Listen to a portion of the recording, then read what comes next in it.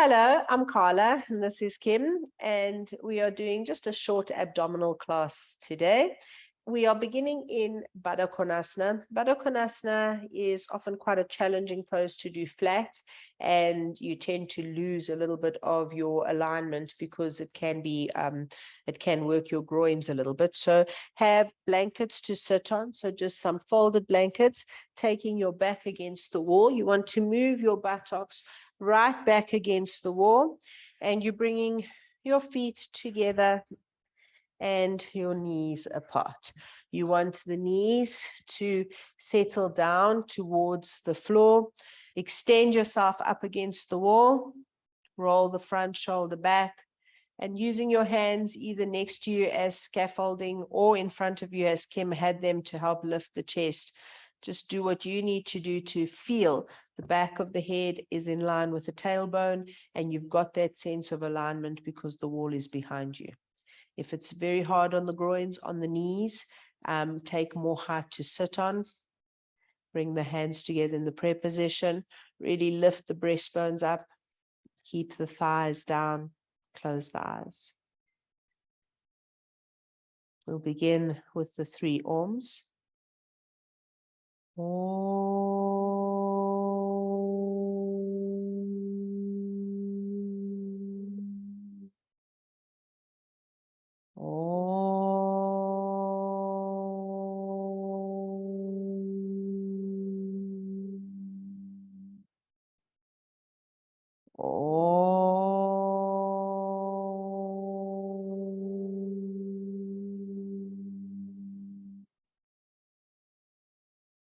On an exhalation, bow down your head. Release the hands and lift your head up. Bringing the knees together, extend the legs out in front of you in Dandasana. In Dandasana, you want to look at your own feet. So scoot back if your buttocks have come away from the wall. Lift up your spine tall, be against the wall. And now, can you open up the sole of the foot? So many of us, the feet kind of close like a book. You want to, from the inner knee, extend through the inner ankle, through the inner heel to the inner line of the foot. You're trying to get your toes, your inner heel, inner ankles to touch. And then from this inner line of the foot, you're opening up to the small toe side, drawing back towards the hips, making the legs nice and strong, outer ankles in. Hands, take them flat next to you now. Feel the openness in your chest, the extension of your spine, the alignment of back and head and the tailbone. Strong Dandasana legs, nice tall Dandasana spine. So Dandasana is one of the seated poses. It's also like the Tadasana that we use to go into so many poses. Now we're going to take this Dandasana and we're going to flip it around so that the legs are up against the wall. When you're coming into it, you can either do a forward roll into it if you know how to measure it out and you have no neck injuries. Alternatively, you're going to get your butt close to the wall. You have your feet out the way. You're going to scrunch yourself up and then roll, lifting the knees and the legs up the wall so that you're close to the wall and the buttock bones are against the wall. You want your legs up the wall and just wiggle around so that the shoulder girdle and the pelvic girdle are aligned and you're coming to this position. So it's like Viparita Karani, but without any support. Also kind of like Urdhva Prasarita Padasana with support. There we go. So once you've wiggled around and aligned yourself, now come back to that Dandasana awareness of the spine, where you're opening the chest. You can have your hands at your sides, palms face up, so that the chest can open a little bit more. Firm up the thighs by pushing the thighs into the wall.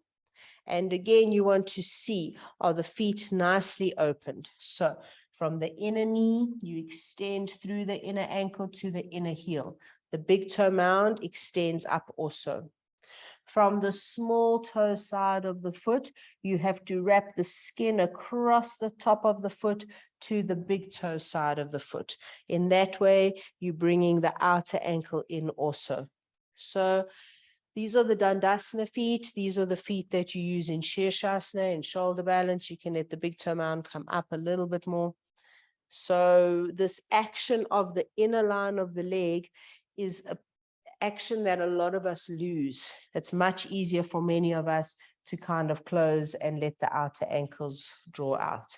So keep bringing the outer ankles in, legs are strong. Outer ankles in, wrap the skin from the small toe across the top of the foot to the big toe. Reach that inner line of the foot up. While you're here, you can also take your arms over your head. So Urdhva Prasarita Padasana is when you are working the abdominals. We're going to do it in a moment. This is when the legs are at 90 degrees. Yeah. The hardest way to do it is with the arms over your head. If you want to make it less intense, you would take your arms out at the sides. Less intense, palms face down. Less intense, hands at your sides. So we're going to come now to Urdhva Prasarita Padasana. Know what your 90 degrees, feel what this feels like, bend your knees, roll away from the wall, and just come to lying in the middle of your mat.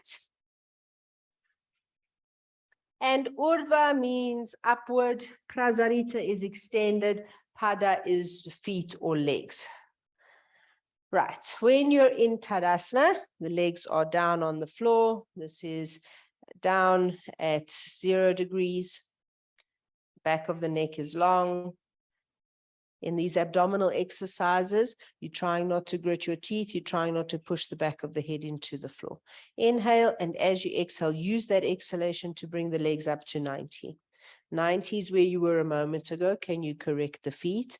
Can you keep the legs strong like they were? Remember, you can bring the hands into any position that you want. When you're looking at your feet without lifting your head, you can see your feet. When you exhale, you're going to bring the legs down to 60 degrees. Now, at 60 degrees, you should be able to see your knees beyond the horizon of your chest. Then you're going to come down to 30 degrees, and at 30 degrees, you should be able to see your toes. And then you can either hover over the floor if you're really strong and go back up, or you can go all the way to the floor and rest. So those are your options. We're starting from 90, working with gravity coming down. So inhale, exhale, lift the legs up to 90. Inhale, stretch the legs and the spine. Exhale, bring the legs down to 60. Inhale, stretch. Exhale, bring down to 30. Inhale, stretch. Exhale all the way down or not, and come straight back up to 90 degrees. Contract the abdomen. Try to keep the abdomen moving down towards the spine, back of the neck long. And then with a strong extension of the legs, exhale down to 60. Exhale down to 30, exhale all the way down, and either rest or you're coming back to 90, whatever works within your practice. And once more, exhale down to 60, inhale, stretch, exhale down to 30. You can just see your toes, and then all the way down to the floor. Have a rest.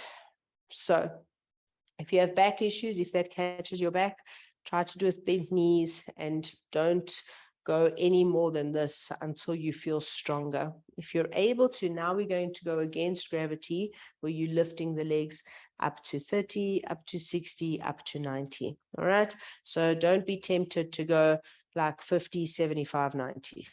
So when you're ready, strong legs, inhale, exhale, 30. Inhale, exhale, 60. Inhale, exhale, 90. Be here at 90, relax the shoulders, the neck, the jaws, and then go. Inhale, exhale, down to 60, down to 30. Work with your breath. You want to come all the way down to the floor and rest. And then when you've had a break, feel what areas tense up. Be aware of that. You don't want to do it by gritting your teeth and tightening the shoulders and the neck. Inhale, exhale, and off you go. We're moving on the exhalation, extending on the inhalations, finding those different segments so you're not going You know, you're taking nice big segments, straight legs. And then only when you're strong enough do you then not stop in the middle on the floor. You have to just continue going to the next cycle and the next cycle and the next cycle. Urdhva Prasarita Padasana. Right. You got one more in you. Right, let's go. Strong legs, long spine, and off we go. If your back aches, another trick is to put your hands underneath your butt, and then that also assists a little bit. Once you've done a full cycle, taking the legs up and back down again, you're going to rest the feet on the floor. And you're going to just be there quietly. You can take your arms over your head, stretch your arms and your legs away so that you're getting a nice extension in the abdomen. And we're coming to Tadasana. Tadasana is the standing mountain pose. So you're coming to stand at the front end of the mat. In Tadasana, your feet are together, your thighs are firm, your arms are active and engaged, your chest is nice and open, your shoulders are well back. Legs are strong, Urdhva Hasta. From Urdhva Hastasana, exhale coming to Uttanasana, half Uttanasana. From half Uttanasana, bend your knees if you need to. And then from here, you'll step back into downward facing dog. Adho Mukha Svanasana. Just feel the quietness in your abdomen here in Adho Mukha Svanasana. Can you make the spine a little bit longer, bringing the sacrum into the body? Buttocks are lifted. Press into the hands, spread the palms. Straighten the legs, lift the thighs. Breathe. Feel that quietness in the abdomen here. We're coming now to Uttanasana. And in Uttanasana, you may need bricks if you're unable to get into the full pose, but you're going to step forward to Uttanasana. In Uttanasana, the legs are straight. This first one, the feet are hip distance apart. You're trying to lift the buttock bones, get the sacrum into the body. And once you've come to the halfway, if you're able to maintain that length in the front body, then you'll exhale and come forward and go to the full Uttanasana. Let go of your head. Use your bricks if you need.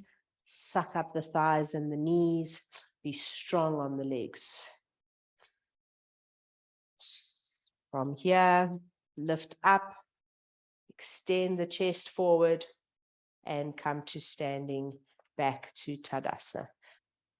Our next forward extension is Prasarita Padotanasana. So you have your bricks if you need them, taking the legs wide, you don't need your bricks, taking the legs wide, and you're bringing your hands underneath the shoulders. You want to take the legs wide. You want to extend the spine. You want to keep the knees and the thighs firm. And on an exhalation, you're going to move the hands back. Moving the hands back, extend your head down, extend the sides of the body. So this is wonderful preparation for Sirsasana. Gives you that feeling of kind of being upside down. If you had the legs wide, it would be easier to get the head towards closer to the floor, but don't be tempted to take the legs too wide either. And from Prasarita Padotanasana, as you let the spine descend down, as you let the sides of the body descend down, you keep the legs strong, lifting up the knees, lifting up the arches. Bringing your hands forward again, underneath the shoulders. Strong legs here, extend your spine, come up. If you need to heel toe in first, then do heel toe in and come to standing in Tadasana. Just taking a few moments here in Tadasana. The rest of the abdominals we're doing is all floor work. You may need some equipment, so have a strap handy. And we are coming first to Dandasana. Dandasana, if you generally need blankets underneath the buttocks to prop up your Dandasana, we are working into Ubhaya Padangusthasana, so you can't really be on a lot of support. So Sitting in Dandasana, you want your legs extended out in front of you. And once again, look at your feet, look at the shape of the feet. Are the kneecaps drawing up? Are the legs working? Is the spine nice and long? Chest nice and open? So each time you exhale into that abdomen, start to really feel the work and the engagement in that abdominal region. Dandasana, the legs are important for the poses that we're doing now as well, Paripurna and Ardha Navasana. So you want to work on these nice strong Dandasana legs and these nice open Dandasana feet. From here, Ubhaya Padangusthasana, bend up your knees. For some people, it's easier to hold onto the outer foot. Padangusthasana is your big toe. So holding onto the big toe, you want to lift up, lift your sacrum, balance on your buttocks. Don't be too close to a wall in case you fall back. Lift your chest and extend the legs. And yeah, the hard part is in opening the sole of the foot. Keep lifting the chest to reach up. If you're unable to comfortably reach the feet, then a nice modification is to take your strap. And if you make a little loop with your strap, come down whenever you need to rest, you can go into it again. If you make a little loop with your strap, you can put it around the feet and hold the edges like handles. And that works really quite nicely as well. In Ubhaya Padangusthasana, if you drop the chest, you're likely to roll back. So you need to lift up the chest, lift up the sacrum, extend the spine as you extend the legs. Come onto the buttock bones if you can. This is wonderful preparation for Paripurna Navasana. Paripurna Navasana being the full boat pose. So Paripurna Navasana is not everybody's cup of tea.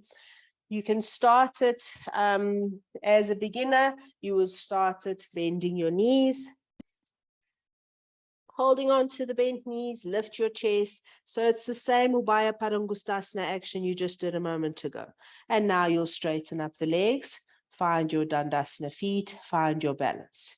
Contract your abdomen. When you have your balance, you extend your arms out at your sides, or you keep holding, whatever works for you.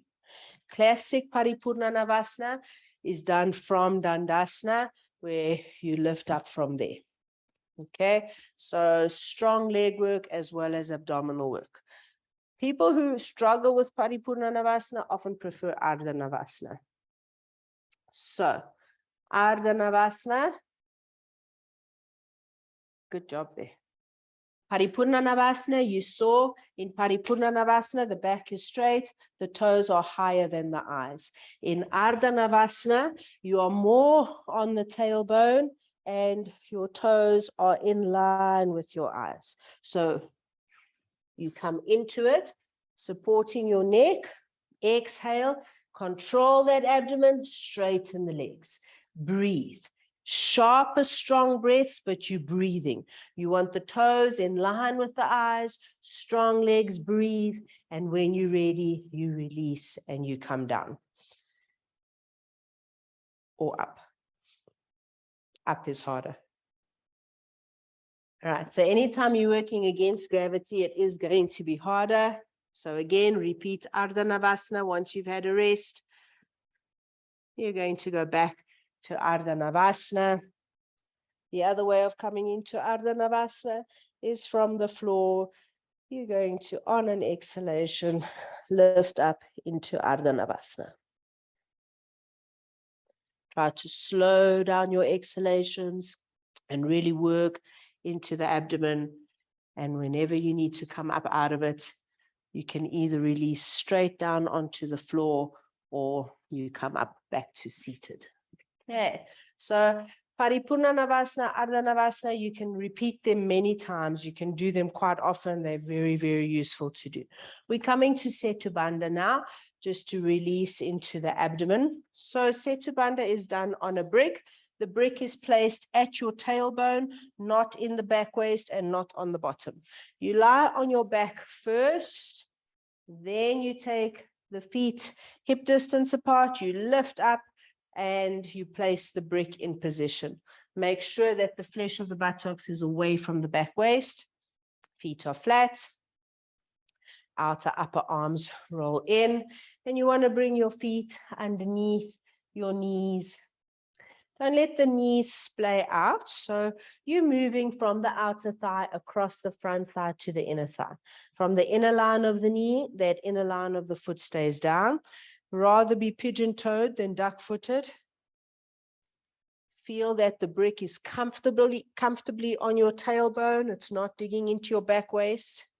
And that you've rolled a little bit onto the top shoulder. So this contact here between the chin and the chest, where the back of the neck is long and the chin is coming to where the chest is coming to where the chin is, that is Jalandhara Bandha, which we get in shoulder balance. So if you're not used to doing shoulder balance, Setu Bandha is a good way to begin your shoulder balance journey. Gives you that Jalandhara Bandha feeling. And we also are going to do Halasana today, and Halasana is also a good way of getting into your shoulder balance. Setu Bandha is lovely because it releases the abdomen, opens up the abdomen, so feel that you're getting a nice stretch. If you're not quite getting the stretch, and if your back is okay to do this, extend the legs. If it catches or pinches your back in any way, please just bend the knees straight away. Here, you're moving from the root of the thigh, releasing down so that there's openness in that pelvic region, a lovely extension in the abdomen, a release for the abdomen. And bending your knees. You're going to slowly bring the brick down one bit at a time until you're flat on the floor.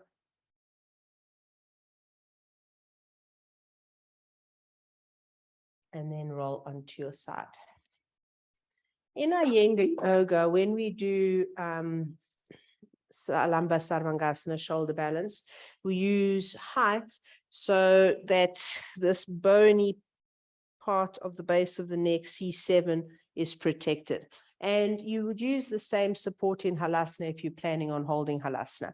These are just foams. They're foam blocks. They're an A4 size. You want 4 foam blocks just to create a platform. You're taking 2 blankets. So the one blanket's there. One blanket is going to hold these foams together, and the other blanket you're going to place for the head. Usually in shoulder balance, we would have a strap holding the elbows together. You don't necessarily need it for Halasana. In Halasana, what you do need is a chair or a wall if you're unable to get the feet on the floor. And if you struggle with rolling into Halasana, you need some height under the buttocks. So if you could just show the classic.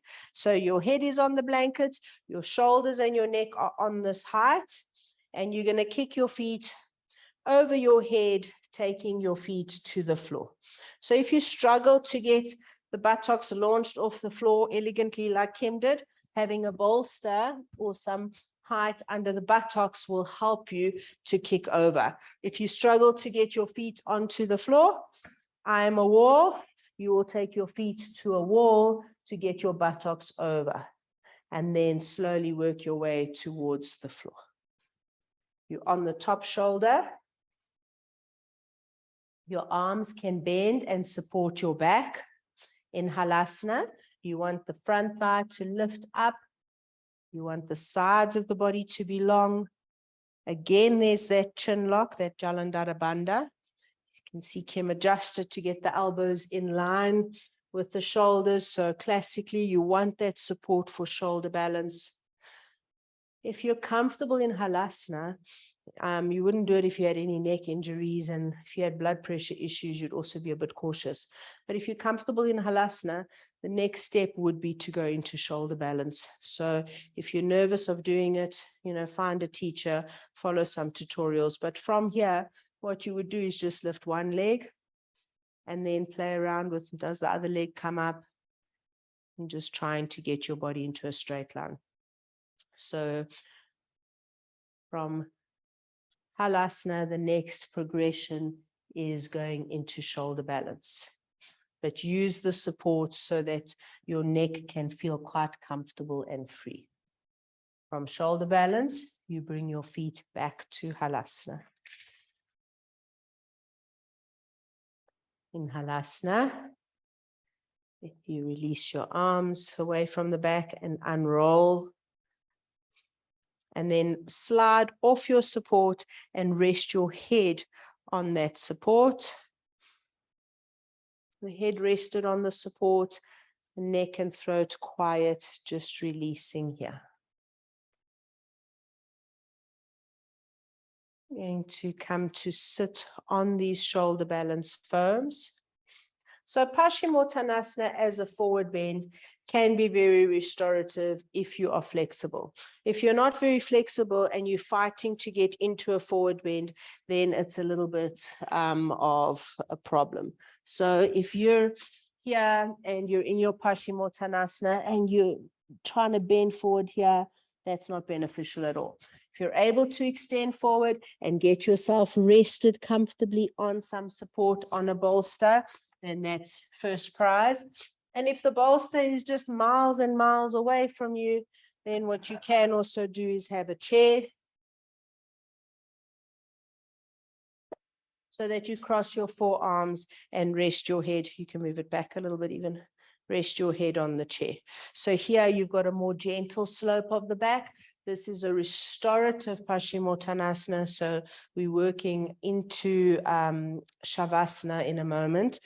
So again, if your forward bend is tight, if you're fighting it, don't. This is supposed to be a quiet, restorative Paschimottanasana. So you're just resting the head, the sides of the body free and extended. The legs are straight. You can take the legs hip distance apart if it gives you more space and freedom. It's just a nice quietening pose here. Making sure that the skin of the forehead is moving down, making the eyelids heavy, your jaw, your teeth, your throat, all soft and relaxed. Neck and shoulders also.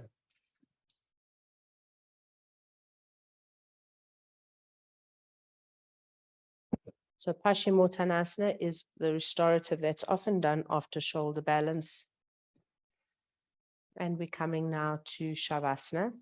Shavasana is lying down flat on your back in the corpse position. You can take a blanket for under your head, remembering that the blanket supports the head and the neck. And if it's uncomfortable for you to lie with your legs straight, and also just to give some quietness today to the hips and the abdomen, we're going to use a bolster for underneath the knees. So coming to lie on your back with your knees bent first.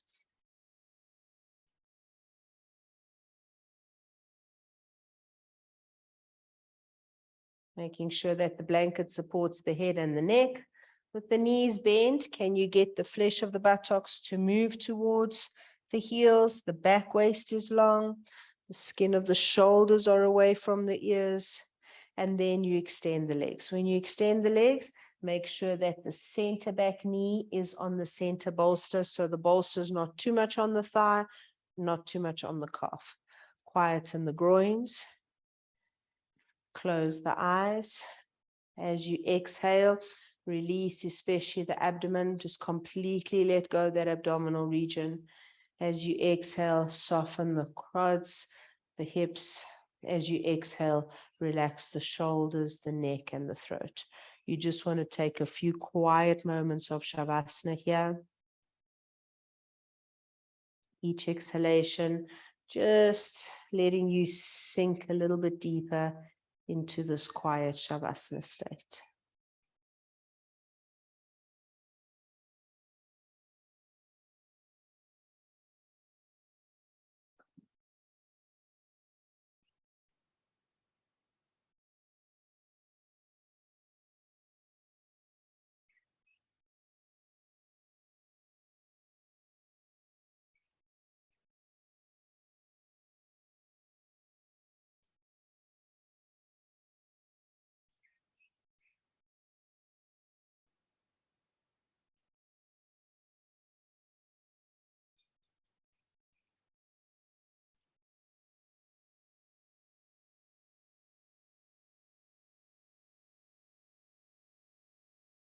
Hold Shavasana for as long as you have time for, as long as you want or need. And now bring your hands anywhere to rest on your abdomen. Connect with your breath here for a moment more. On the next breath in, stretch your arms over your head, giving your body a long, deep stretch. Yawn or sigh the breath out. Now bending your knees. You're going to roll onto your right-hand side. Let the left side of the body just weigh down the right side. When you feel that the eyes are ready to open, you're going to push your left hand into the floor, roll onto the front, lift your head up slowly, come to a seated position. Once you're in a seated position, bring your hands into the prayer position, lift your chest, keep your eyes closed. Take a moment here where you're giving thanks for the health and strength of your body. The next breath, then let your eyes gently flutter open and focus. Namaste. Thank you. Thank you, Kim. See you next time.